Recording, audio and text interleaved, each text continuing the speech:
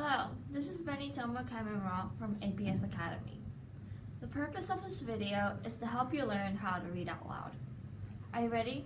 Let's get started. 過去を振り返るときに起こること。Last night, as my friend Nancy and I were watching the end of a baseball game, she turned to me and said, "I told you the home team would win, remember?" But before the game, we had discussed the home team's chances of victory, and she'd estimated their chance of winning at about 50-50. Was Nancy lying to me? Or did she really believe that she'd correctly predicted the outcome of the game?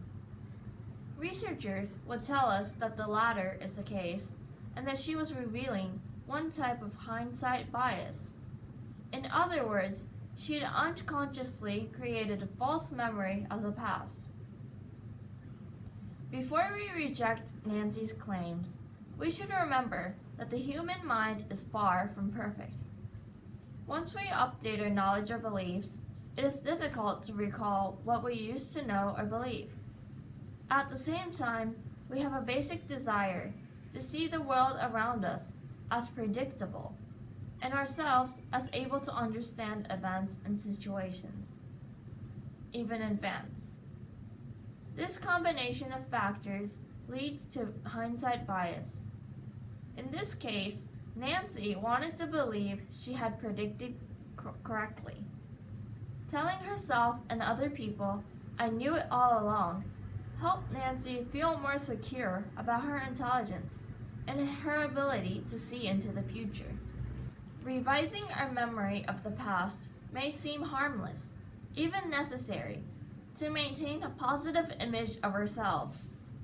However, hindsight biases have negative consequences as well. For one thing, they allow us to become overconfident.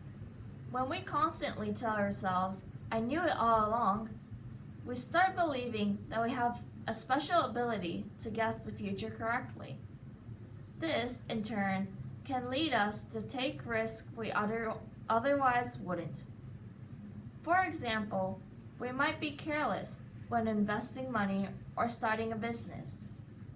Applying hindsight bias to our own past is not the only trap we fall into. We can also misjudge the extent of the information others had at a specific time. This may cause serious problems in fields such as law and medicine. Imagine a situation where a patient's X-ray clearly shows nothing wrong. However, 2 months later, a second X-ray clearly shows a problem. The patient then falsely accuses the doctor of not examining the first X-ray carefully enough. In this case, the patient ignores the fact that nothing wrong appeared in the first X-ray and thinks the doctor should have known better. Another kind of hindsight bias emerges when we look back on an outcome and say, "It was inevitable. There was no way to avoid it." This may be a sensible reaction to events that are out of our control. A natural disaster or surprise terrorist attack. But imagine a high school dance team that has lost an important competition saying, "Our performance didn't matter. The judges had made up their minds before we even started." This might not be a bad guess.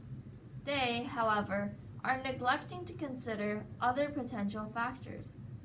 If this myopia keeps the team from looking at ways to improve their dance routine, they're likely to lose the next competition as well. The good news is that there are ways to reduce hindsight bias. One way is to keep an open mind. We should carefully list and consider as many factors as possible that could explain current conditions. At the same time, we can try to imagine other possible outcomes.